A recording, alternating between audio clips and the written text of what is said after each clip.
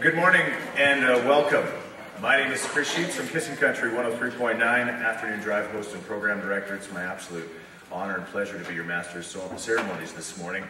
Kissin' Country, along with our other radio stations here in Edmonton, Chorus, Edmonton, iNews 880, 630 CHED, and Joe FM are proud to be part of Little Warriors from the inception, and we continue to understand the importance of this organization. We're going to hear some stuff that's going to be tough to hear and some stuff that's tough to see as well, but it's all worthwhile, and it's stuff, unfortunately, we have to see to try to stop the circle of this violence. The first thing I need to do is recognize the following people for attending this press conference. It's nice to see so many of you in the audience. First off, the Little Warriors Board and Advisory Board. We thank them very much. Of course, without them, none of this would be possible. Honorable Lindsay Blackett, Minister of Alberta Culture and Community Spirit, as well as here. Thank you very much.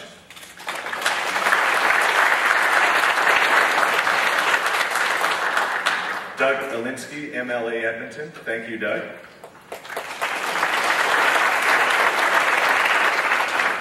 And Councillor Tony Katarina, as well as here. Thank you, Tony.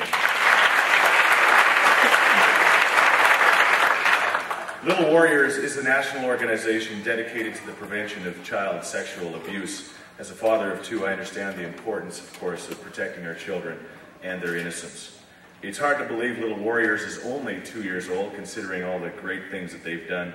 To date, Little Warriors has trained over 3,000 adults in prevention programs and has had a positive impact on over 30,000 kids across this great country. Little Warriors has received over 5.5 million hits on their website in 24 months. Just think about that for a second. 5.5 million hits. It's incredible. And the first person I'm going to introduce this morning to kick things off is someone I consider a friend and someone who not only inspires myself, but I know a lot of other people, certainly in this room. Unfortunately, Glory was abused by her grandfather at the age of 8 and dealt with that pain and everything else that goes along with it for 24 years.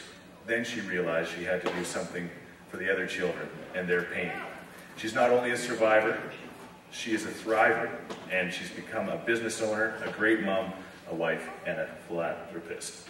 Little Warriors was her vision to stop the pain and suffering for all the other children. Please welcome Glory Melvin.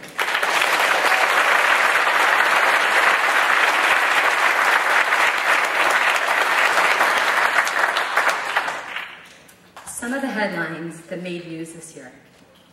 Dad who molested daughter spared jail. Allowed near kids and not required to be on the sex offender registry. He was given 15-month conditional sentence for admitting sexual acts on his 5-year-old daughter. Headline, man acquitted of sexually assaulting his stepdaughter.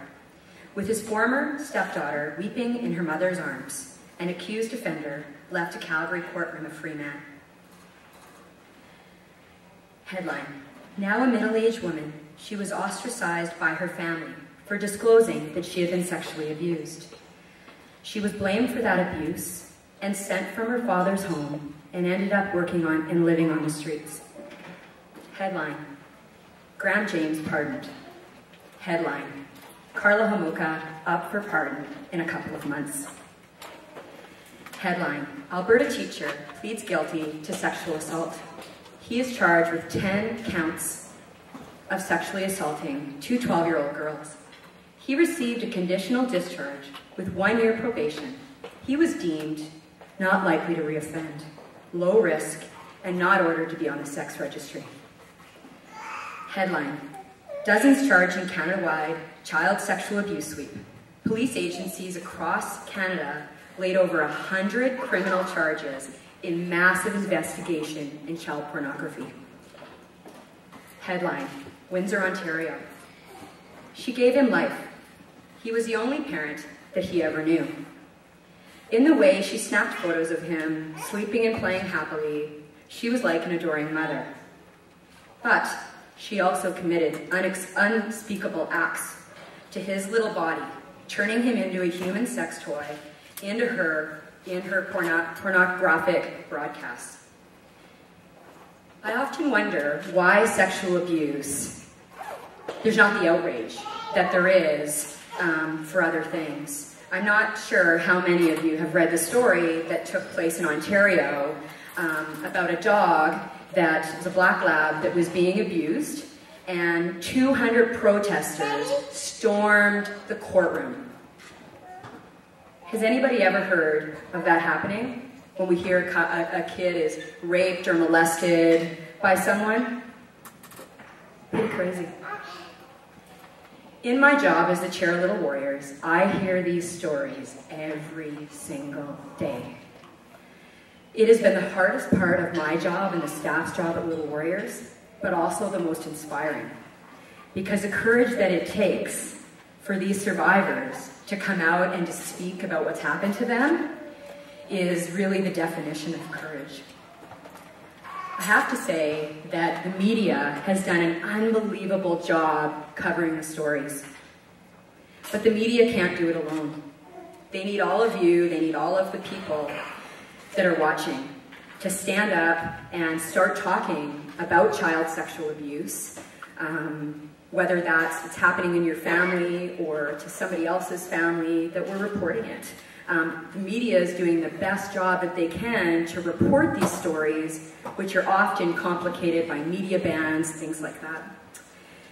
So now I get the privilege of introducing you to the two bravest people that I have ever met in my life.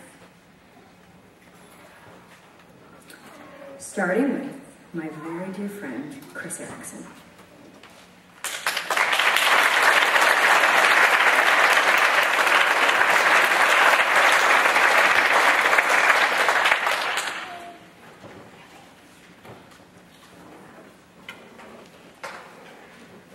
Good morning.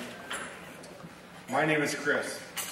I am the survivor of childhood sexual abuse and physical abuse by 3 different men, starting at the age of 5 and continuing into my teens. They were people I trusted, people I looked up to, people I called friend. They were not the man in the black trench coat at the playground.